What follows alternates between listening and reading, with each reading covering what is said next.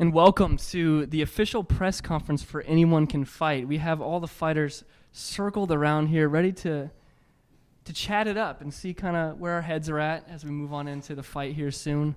You got any words for us, Noah? It's going to be interesting. We got a lot of beef between these fighters, especially between our main event, the clubber, and I don't know if he's ever been to a club. But yeah, I'm not sure if he's ever been to a club, but we're not worried about that at this point. And the torch, is he on fire currently? No, but that cigar may be. Asking young boy Abe Antonelli, how do you think your country background is going to play into this fight? Cows, I used to fight cows, That's awesome. I'm glad you used to fight cows. Did they fight back? Yeah. Okay. That should be good because it's about as present as Corbin. Oh. Well, look at that. He's not under the table either. So it seems like Abe has the upper hand here as Corbin didn't even show up to Anything both you'd like to things. say to our buddy Corbin, who just has not shown up today? Corbin, this young boy is gonna whoop your butt, Thank you. That just had the twang from the South, so I thank you for that. We'll move on to our second fight of the evening. Noah, you know, they say your experience might be lacking, but you've got some skills in some other areas. How do you think, your business approach, your other aspects, and your joys of life will carry on into this fight here, Mr. Dew? Being from Argo Farms, I'm going to really break this fight down economically. Just the amount of money financially that has gone into this whole thing has, been tremendous. And so I'm going to leverage that for my, outcomes. And, on the macro scale, it doesn't look like I'm going to win this. But if you look microeconomically into the, issues that Dan has with his body, I'm really I'm really in a position to outplay him. That wasn't funny. Needless to say, that's why he's the second fight of the night and not a main event. Anyways, your nickname, D's Nuts. Where did we get that? And speaking of micro, are we talking more to the micro or the macro? No comment. No comment. All right. Moving over to our Big Hoss. My name Borat. Big Hoss, you think that mullet plays anything into your fight with Noah? Look very closely. It give me great power. It make me athletic, and it make me dangerous. I like to get dangerous. What's the most dangerous you've gotten? Well, I bought some stocks. So, we're in a recession. You're not ready. We're in great debt with China. Okay. That's it. That's literally it. So as you work at a supplement store, is there anything behind the scenes that you're doing to help you prepare for this fight? Yeah, I sell Tren out the back at from 5 to 6. Come get your Tren. Yeah, I'm on SARMs as well. So. Do you have any predictions for this fight? What round, the move you're going to take him down with, or just your kind of plan of attack? Listen, for this man, fight? you know how donkeys kick? Yes. It's. I'm excited. I'm just excited. I'm not letting this Asian kid beat me. I'm not Asian. I'm Hispanic. No, Get you're it right. Asian. You're I'm Asian. Hispanic. Raise your hand if you think I'm Hispanic. Oh, lit. Okay. Our next question is for the Rageless Stage. Now, while you do have bigger biceps than Pat, a lot of people are calling you an underdog, being that Pat has got a military background and that... Clearly, y'all think I'm the underdog as well. You asked me the question first, and that's disrespectful. You call yourselves the professionals here? I don't think so. There's a reason why this is my name, And I'm not going to have it. I don't need to be in this stupid interview. You know what? I'm out. The Rage, ladies and gentlemen. All right. Thank you, Mr. Big Back. Heading on over you, Pat. Being from the South, much like our man Abe, what can you draw from your background, your past life before you ventured up here to the north? So I'm actually from a town in the South that's not very safe, actually. There were a lot of shootings in my neighborhood. I had to fight with a lot of the other kids in my neighborhood. And is that because of you, or you just... A little bit of both. Okay. Being white in a black neighborhood, there's a lot of picking on. That's just a fact of the matter. I plan on putting into big strikes within the body and giving good leg kicks and making sure that I can break his guard. And, you know, once I can get that, I'm going to really shoot in, go for like a good ankle pick and go for the submit. As you can see, this is why we think Mr. Lestage Rage is the underdog here in this fight and why he left the room. Do you think his rage will match yours? You know, it's not about rage in the fight. It's really about staying calm and composed and just kicking the out of your other guy, buddy. Oh, okay. That's what I like to hear out of a man who is coming off as the person to win, and we're excited to see this fight. It should be scheduled for 3 rounds, but it sounds like Pat is... It sounds like Pat's looking to take him out in less than that. So thank you, Pat, for your time. Now we move on to our 4th fight of the evening. Co-main event of the evening. We have Elijah, who has a lot of experience. You know, not based on where you're from at all. What do you think? What is this?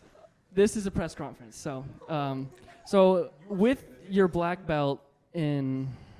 I don't have a black belt yet. It's brown. Mike has a black belt. With your belt that you have of color, how... With your experience and all you know, the class you've taken and the fights you've had in the past, unlike many of the other fighters, you have a lot of experience. What are you looking to take that and use that in this fight? Well, I approach every fight as a new opportunity to, like, you know, show my skill, my improvements, and Hey, big hoss. Keep the hoss shut. Jiu-jitsu. Why? when I was 9, I was walking through Arlington Town Day. I found a booth where some other kids are wrestling, and I wrestled, and I'm here now. Now, did you win? I did not. Do you win often? I do not. Oh. Is that why you are a brown belt? And is there a reason for your posture, sitting crisscross applesauce apples in your basket? You know you can put your feet on the ground. What food have you been eating to prepare for this fight? Lots of rice. What? Lots of rice. That's crazy. No, Martin, you seem to be having a little bit of an issue with that. Is there... I have serious beef with Daniel Smith.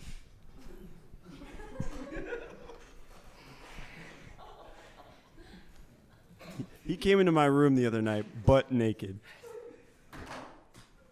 Fact check, he did not. Yes, he did. And welcome back to...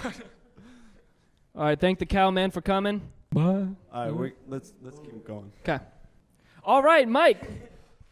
Being Irish, you also have experience as one of our most experienced fighter on the card.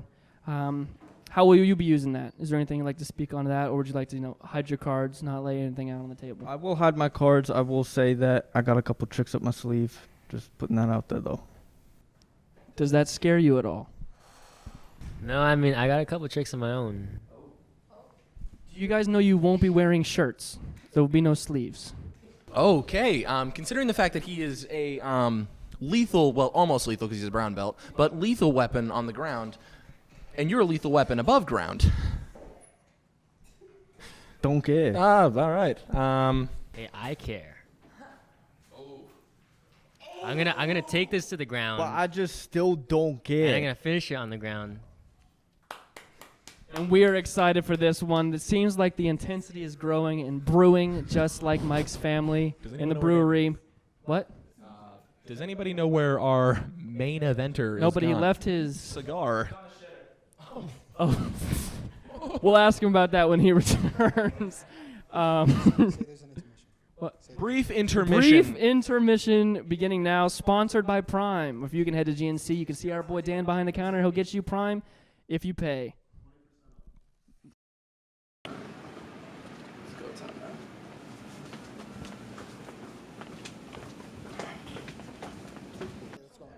All right, shh. Okay, And welcome back to Anyone Can Fight. Damon, absolutely laxativing it up. you ever seen Jetpack Joyride? That just happened.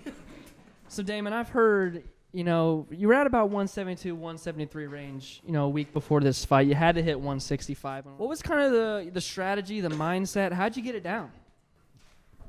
Well, got an excellent coach, got excellent trainers, good nutritionist. Just hit the gym every day. Just all about a good diet. Just got to stay determined, get your head in the right place. Why do you think you can win this fight? Jason is got a pretty decent wrestling background. Yeah, I mean, to be honest, I can't say that I'm all too intimidated by someone whose biggest flex is that they were almost a state champion wrestler. Good Lord. I just like to say he talks about how he has a good coach, he has a good nutritionist. That coach nutritionist is the one who set the odds and put me as the favorite. He has So no that you wouldn't confidence have a temper tantrum. Ask everybody here. Favorite of the fight right here. Nobody wants you to win. The only reason why you're here is you took telling this you. for a weight loss program. I'm telling you took you. this for a weight loss program.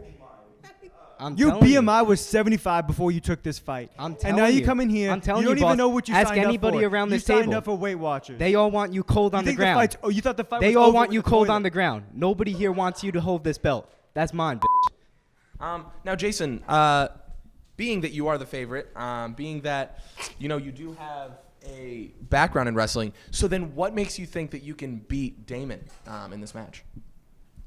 I just don't think he's mentally there. I don't think he has a fight IQ in order to pull this off. I almost didn't want to take this fight because I didn't think it was going to be tough enough. I'm almost doing this for charity. My biggest flex is that I don't have anything to flex, and you're going to end up cold on the ground with someone who has no experience. Can I ask a question? Hey, we'll let Macro slide. For Jason, will there be blood involved in this fight? It depends. Damon, is it that time of the month?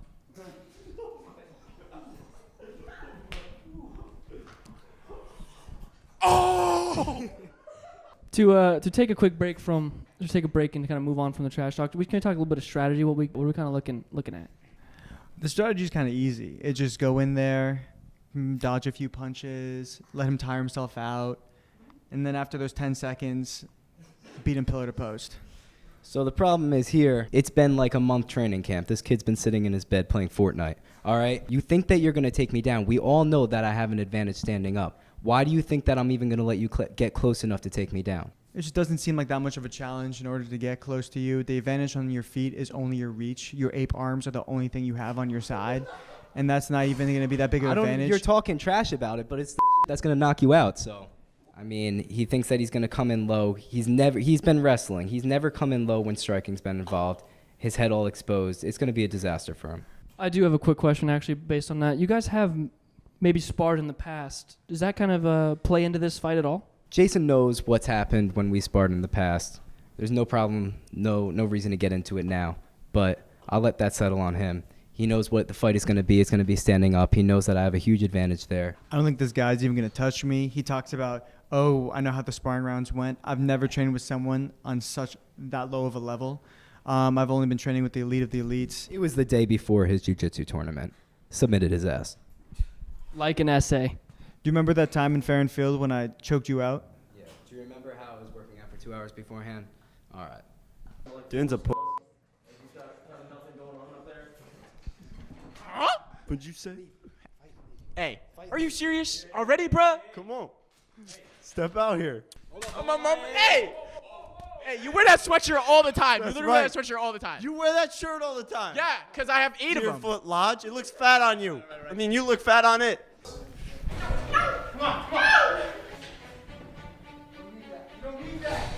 And that's a press conference, ladies and gentlemen. Will Damon smoke that Jason pack, or will Jason the Clubber Hubbard take this man down with one strike to the head?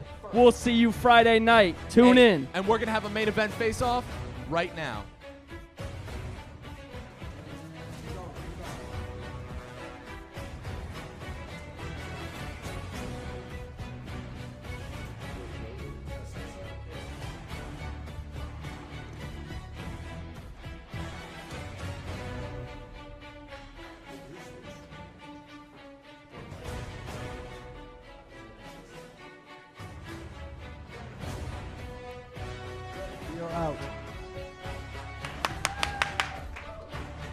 Anyone can fight!